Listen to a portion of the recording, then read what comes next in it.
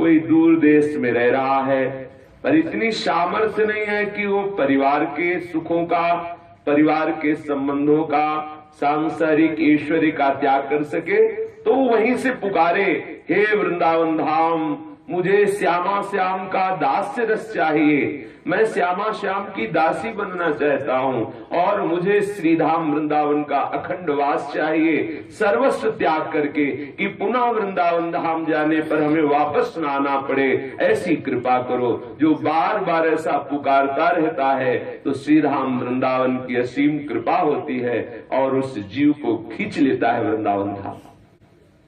हाँ, ये जरूर है कि उसके खींचने का तरीका तुम्हारी सोच से अलग हो सकता है, तुम्हारी जो सोच है उससे अलग हो सकता है, क्योंकि वृंदावन धाम कैसे खींचेगा वो तुम्हारी सोच नहीं है।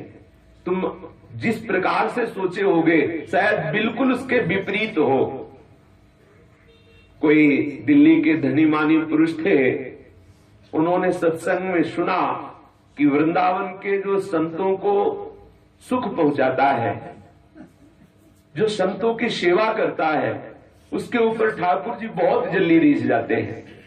और जब ठाकुर जी रीझ जाते हैं तो उसे अपने निज समीप खींच लेते हैं, अर्थात अखंड श्रीधाम वृंदावन का वास दे देते हैं। बहुत धन था, खूब विशेष सामग्रियों में मन लगा हुआ था, बस एक बात सत्संग की उसके मन में बैठ गई कि वृंदावन के संतों की सेवा। संत तो सब भगवत स्वरूप है, पर सत्संग में शब्द कान में पड़ा कि वृंदावन के संतों की सेवा से बहुत शीघ्र ठाकुर जी रीझ जाते हैं और ठाकुर जी श्रीधाम वृंदावन का वास रीझ कर प्रदान कर देते हैं। धनी मानी था, मन में आ गई बात। अब जब वृंदावन आता तो संतों की पंगत करवाता। ऐसा मत समझो कि वृंदावन में जो भंडारे खाते घूमते हैं ये ऐसे ही संत हैं। कहाँ बैठे हैं? श्रीधाम वृंदावन में। कहाँ जा रहे हैं? प्रिया प्रीतम का प्रसाद पाने। यहाँ जहां भी भोग प्रसाद बट रहा होगा, पहले श्यामा श्याम को पाया जाएगा और इस रज में बैठ के पाएंगे। इस रज में, परम प्रेम में, रज में बैठ के पा रहे हैं। प्रिया प्रीतम का भोग लग रहा है और प्रिया प्रीतम के आश्रित हैं, जो श्यामा श्याम के आश्रित हैं, श्यामा श्याम के महल में रह रहे हैं, श्यामा श्याम का उच्छिष्टामृत पा रहे हैं। ये कोई साधारण है? वृंदावन में साधारण जीव आता है? असीम कृपा प्यारी जीव की होती तब वृंदावन में आता है। ऐसा कभी मत मान लेना कि अरे सब भिखारी हैं जो इधर उधर भटकते रहते हैं, भजन वजन तो करते नहीं, भागते घूमते। इनका भजन हो गया है, इनका भजन पूरा हो गया है, तब इनको श्रीधाम वृंदावन मिला है। धाम ऐसे मिलता है, भजन की परिपक्व अवस्था का नाम धाम की प्राप्ति है। हो गई भजन, अब क्या करें? उस भजन का रसास्वादन करें। ये जो धामवासी हैं, यहाँ फिरे स्वार्थ आपने, भजन गए फिरे बाह। भजन पकड़े घूमता है यार, बिना भजन के कोई रह नहीं सकता। आंखें हैं तो देखेगा ना संतों को, देखेगा लताओं को, देखेगा श्री यमुना रस रानी को, देखेगा राधा वल्लभ जी को, राधा रमण जी को, बाके बिहारी। इससे बड़ा कोई भजन है? अरे 24 घंटे में एक बार सरकार के सामने जाके दंडवत कर लिया, आंख में आंख मिला रही, हो गया है तो बहुत उदार शिरोमणि है, अति उदार करुणा वरुणालय प्रभु है, साक्षात प्रभु विराजमान है। अगर श्रवण है तो आप जपो न जपो, चारों तरफ राधा नाम की गूंज हो रही वृंदावन में। यहाँ का एक एक कण, यहाँ का एक एक पत्ता सब प्रियाजू के यश से परिपूर्ण है। अगर शरीर में त्वचा है तो वायु स्पर्श करेगी। जो श्रीधाम वृंदावन की नित्य इस महिमा का श्रवण करते हैं, पीछे सुना होगा कि केवल वृंदावन की वायु का स्पर्श होने मात्र से समस्त पाप नष्ट हो जाते हैं। बोलो क्या भजन करें? अगर यहाँ कुछ भजन नहीं करता, वृंदावन में जो कबहू कछुक भजन नहीं होए, रज तो उड़ लागे तने पीवे जमुना तोय। यहाँ की महिमा कैसे, वाणी की सामर्थ्य नहीं कि यहाँ की महिमा का गान कर सके। यहाँ जो केवल वास कर रहे हैं उनको आप ऐसे वैसे मत समझ लेना। जो यहाँ लाइन में बैठे हुए राधे राधे बोल करके एक एक रुपया मांग रहे हैं, इनको आप साधारण मत समझ लेना। प्यारी जू की महल के भिखारी हैं, जहां अपने लोग सोच भी नहीं सकते। आप फ्लैट में बैठे थे और ये हर समय परिक्रमा मार्ग में और ठाकुर जी की देहरी पे बैठे रहते हैं। गलबैया दे के निकलेंगे तो फ्लैट वाले को देखेंगे या देहरी के समीप जो बैठे उनको देखेंगे। इसलिए कभी दोष दृष्टि न करना कि वृंदावन के बाबा जी तो भिख मंगे हैं। नहीं नहीं, ये सबसे बड़े धनी हैं, क्योंकि ये राधावर्जु की डेहरी पर बैठने वाले हैं। ये राधावर्जु के महल के भिक्षुक जन हैं। इसकी याचना तो भगवान ब्रह्मा शिव आदि करते हैं। तो वो दिल्ली के जो धनी मानी पुरुष थे, वो यहाँ के जब कभी आते तो संतों का भंडारा करते। अब क्या हुआ, उनकी संपत्ति बढ़ना शुरू हुई। एक फैक्ट्री से 2 फैक्ट्री, उत्साह बढ़ गया उनको कि ये जो बढ़ रहा है ये संत कृपा से बढ़ रहा है। अब उन्होंने 1 हफ्ते में आना प्रारंभ किया और 1 हफ्ते में संतों का भंडार, महीने में 4 बार। अब तो इतना आनंद बरसने लगा, हृदय आनंदित रहने लगा, सुख समृद्धि बढ़ने लगी। उनका जो एक पुत्र था वो भी बड़ा सुशील सज्जन और पढ़ने में बड़ा प्रवीण और व्यापार का भी हाथ बटाने लगा।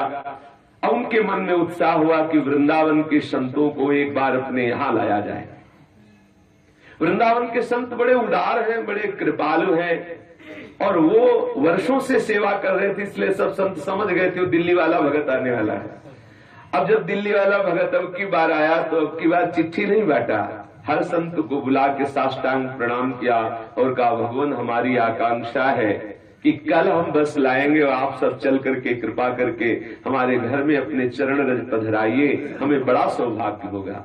उदार शिरोमणि श्री स्वामिनी जी के महल में वास करने वाले ये उदार भगवत प्रेमी महात्मा जन राजी हो गए। अब बहुत आनंदित हुआ।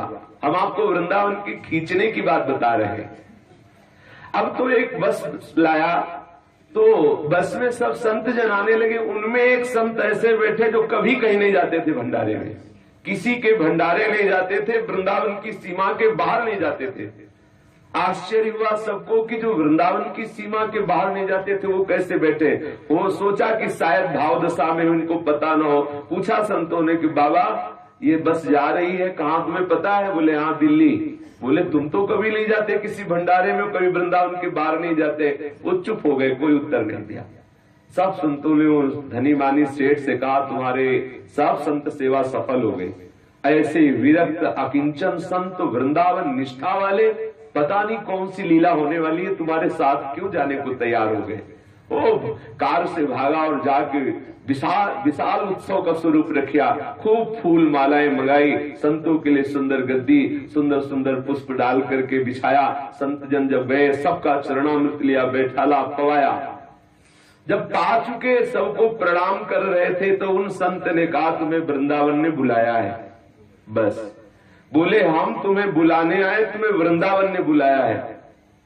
सब संतों को लगा कि बावरे हो गए क्या, वृंदावन तो जाते ही आता ही है। पर संतों की भाषा समझना बड़ी विचित्र बात है। उस सेठ जी को कोई खास बात नहीं लगी कि हर हफ्ते वृंदावन जाते हैं, कह रहे वृंदावन ने बुलाया है। अब वो संत गाड़ी में बैठे, कोई भेंट दक्षिणा नहीं ली, चले आए। दूसरे दिन लड़के का एक्सीडेंट हुआ, मर गया। हमें वृंदावन का बुलावा बता रहे कि वो अपने ढंग से बुलाएगा। दूसरे दिन लड़के का एक्सीडेंट हुआ, मर गया, बड़ा हाहाकार। अब जिसका इतना धन वैभव और एक ही लड़का, वो भी सुशील सज्जन, व्यापार में हाथ बटाने वाला। जब उनका सब क्रियाक्रम 10-15 दिन में हो गया तो पति पत्नी रोते हुए विचार किए कि वे संपत्ति किसके लिए, जो था वो तो चला गया। बोले सब बेचो और जाके वृंदावन के ठाकुर के साथ स्वर्ण आभूषण का श्रृंगार करो, भोग लगाओ और वही वृंदावन बास करो। सब बेच बाच के अखंड वृंदावन करने के लिए, बास करने के लिए आ गया। जब वृंदावन खींचेगा तो अपने ढंग से खींचेगा। अगर आप अभी छोड़ के चले आओगे तो बढ़िया रहेगा, अगर वो खींचेगा तो अपने ढंग से खींचेगा, किसी काम कर नहीं रहने देगा, सिर्फ अपना बना लेगा। अब वो जो पुत्र पधारा तो आपको लगा कि एक्सीडेंट हुआ और देखो अधोगति हुई, नहीं, सबसे पहले उस पुत्र को श्रीधाम वृंदावन ने दिव्य देह प्रदान करके श्री जी की सेवा में लगाया। संतों की सेवा ऐसी थोड़ी। फिर उन दोनों की मनोवृत्ति से सर्व विषय का नाश करके एकांतिक वृंदावनवास की दोबारा दिल्ली का ध्यान भी ना आवे, दोबारा उधर ध्यान भी ना आवे। तो यहाँ श्रीपाद प्रबोधानंद जी कह रहे हैं कि जो सदैव वाणी से ऐसा पुकारता रहता है कि हम राधा माधव का दास्य रस प्राप्त करना चाहते हैं, जो महान रहस्यमय है, हे वृंदावन धाम, हम सर्व त्याग करके आप में वास करने की आशा रखते हैं। यदि जो अपनी वाणी से ऐसा पुकारता रहता है तो वृंदावन धाम अद्भुत कृपा करके उसका सर्व त्याग करा देता है, क्योंकि वो सर्व त्याग करने में असमर्थ है। तो वृंदावन सर्व त्याग करा सकता है। दो बातें हैं वृंदावन के त्याग में, जो वृंदावन त्याग करवाता है उसमें दो बातें होती है, या तो आपके हृदय में विवेक पैदा करके वैराग्य करा देगा, या ऐसी स्थिति प्रकट कर देगा कि आपके पास विषय सामग्री ही नहीं रहेगी।